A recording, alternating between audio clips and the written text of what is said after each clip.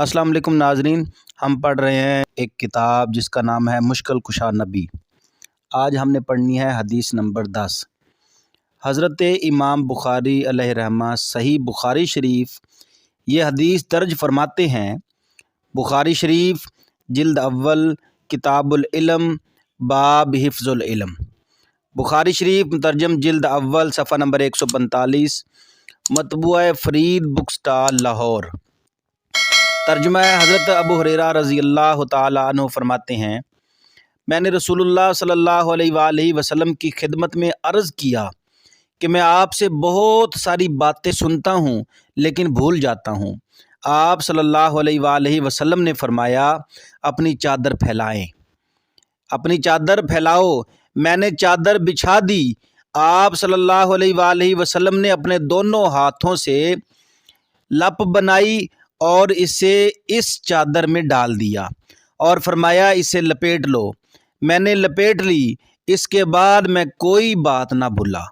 मुख्तसर तबसरा, रसूलुल्लाह सल्लल्लाहु अलैहि वसल्लम से इस्तिमदाद व इस्तानत का शिरक बिद्दत समझने वाले बुखारी शरीफ की इस हदीस जलील को भी देख लें, मगर ज़रा तासुब और बुग़्ज़ की ऐनक उतार कर कि सहाबी रसूल सल्लल्लाहु अलैहि वसल्लम ने हाफ़ज़ा की कमी की शिकायत की हुज़ूर अनवर सल्लल्लाहु अलैहि वसल्लम की बारगाह बेकस व बेपनाह में।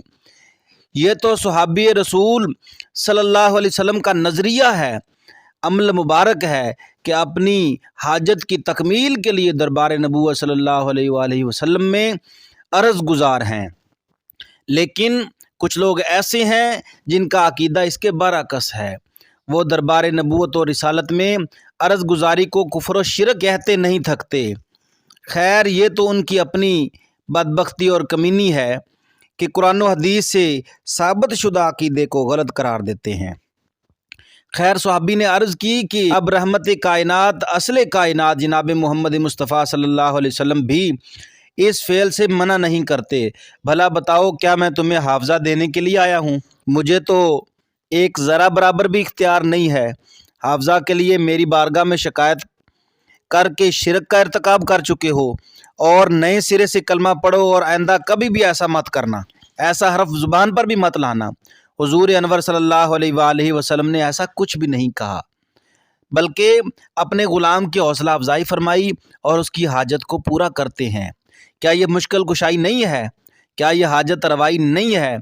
यकीनन है। मालूम हुआ कि कुव्वत खुदादाद से रसूलुल्लाह सल्लल्लाहु अलैहि वसल्लम अपनी उम्मत के फरियाद रस हैं, अपने ग़ुलामों पर करम फरमाते हैं, रहमत की भीख अता फरमाते हैं सल्लल्लाहु अलैहि वसल्लम। हदीस नंबर 11 है।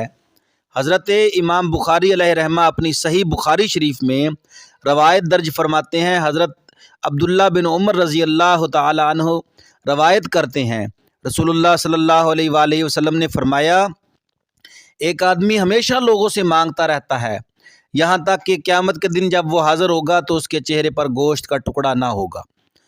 फरमाया, क़यामत के दिन सूरज लोगों के करीब आ जाएगा, यहाँ तक कि निसफ कान तक पसीना आ जाएगा।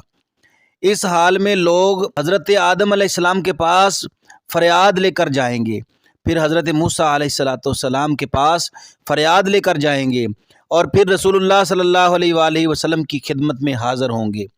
और अब्दुल्ला ने इसमें इतना इजाफ़ा किया कि मुझसे लैस ने इब्ने अबी जाफ़र से बयान किया कि आप सल्लल्लाहु अलैहि वसल्लम लोगों के दरमियान फ़ैसले की सिफारिश करेंगे।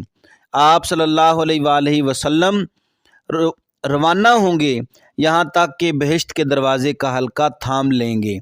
इस दिन अल्लाह ताला आपको मकाम महमूद पर खड़ा करेगा और वहाँ मौजूद सब लोग इनकी तारीफ़ करेंगे। बुखारी शरीफ जिल्द अव्वल किताबुज़ ज़कात, बुखारी शरीफ मुतरजम जिल्द अव्वल सफ़ा नंबर 558, मतबूआ फरीद बुक स्टॉल लाहौर। लो जनाब, दुनिया तो रही दुनिया। अंबिया अलैहिस्सलाम की खिदमत में फ़रियाद करने का सिलसिला रोज़े महशर क़यामत के दिन भी जारी रहेगा। हुज़ूर अलैहिस्सलातु वस्सलाम ने कितनी वज़ाहत के साथ ये मसला बयान कर दिया कि लोग हज़रत आदम अलैहिस्सलाम की बारगाह में फ़रियाद करेंगे, پھر حضرت موسیٰ علیہ الصلاۃ والسلام کی بارگاہ میں فریاد کریں گے۔ پھر حضور اقدس صلی اللہ علیہ وآلہ وسلم نے اپنا نام نامی اسم گرامی محمد رسول اللہ صلی اللہ علیہ وسلم کا ذکر کیا کہ پھر لوگ محمد مصطفیٰ صلی اللہ علیہ وسلم کی بارگاہ میں فریاد کریں گے۔ ان فریادیوں کو لے کر حضور علیہ الصلاۃ والسلام جنت کے دروازے پر تشریف لائیں گے، ان کی سفارش کریں گے، ان کی مدد فرمائیں گے۔ آج لے ان کی پناہ، آج مدد مانگ ان سے، پھر نہ مانیں گے وہ قیامت کو اگر مان گیا۔ کچھ لوگوں کا آج وقت ہے توبہ کر لیں، دروازہ کھلا ہے، سچے دل سے تائب ہو جائیں اور بد عقیدگی کو چھوڑ دو، تاکہ کل قیامت کے دن حضور صلی اللہ علیہ وآلہ وسلم کی شفاعت سے حصہ مل سکے، ورنہ تمہاری محرومی یقینی ہوگی، کیونکہ اس کو شفاعت مصطفیٰ صلی اللہ علیہ وسلم نصیب نہ ہوگی جو شفاعت کا منکر ہوگا۔